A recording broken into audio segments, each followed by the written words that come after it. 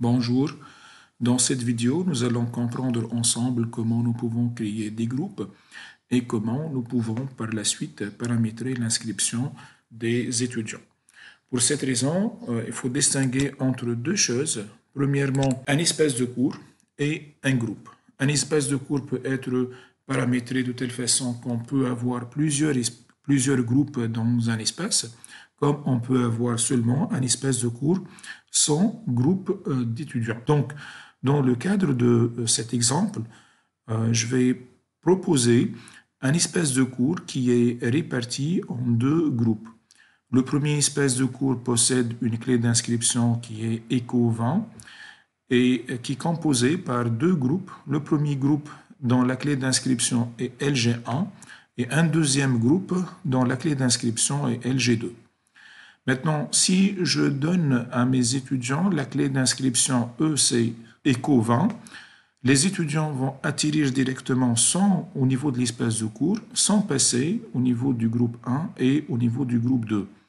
Mais si je veux faire une bonne répartition de la promotion en plusieurs groupes, à ce moment-là, je vais leur donner directement la clé d'inscription du groupe auquel ils seront affectés. Par exemple, les étudiants du premier groupe auront la clé d'inscription LG1, les étudiants du deuxième groupe auront la clé d'inscription LG2, et à ce moment-là, les étudiants, lorsqu'ils vont passer, bien lorsqu'ils vont saisir la clé d'inscription, ils seront affectés directement au groupe respectif. Donc, on va essayer de faire ce paramétrage ensemble. Donc, au niveau de la plateforme, nous allons aller vers utilisateur. Au niveau de l'utilisateur, nous allons vers la première chose, nous allons paramétrer la méthode d'inscription. Donc, au niveau de la méthode d'inscription, au niveau de la plateforme, il faut activer l'auto-inscription des étudiants.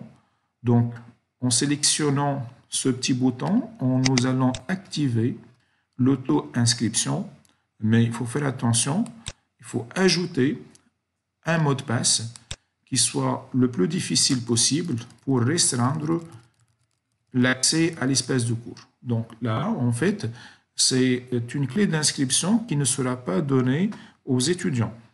Il s'agit simplement d'une clé de sécurité de l'espace de cours. Maintenant, si on est sûr que notre espace de cours est sécurisé et permet l'auto-inscription des étudiants, nous allons maintenant aller vers le paramétrage des groupes et nous allons essayer de créer autant de groupes qu'on souhaite. Donc là, je vais créer un premier groupe. Le premier groupe, je vais l'appeler par exemple groupe 1. Ce groupe 1, je vais lui affecter une clé d'inscription qui est LG1. Nous allons vérifier que c'est bien ça, voilà. Et je vais cliquer sur enregistrer.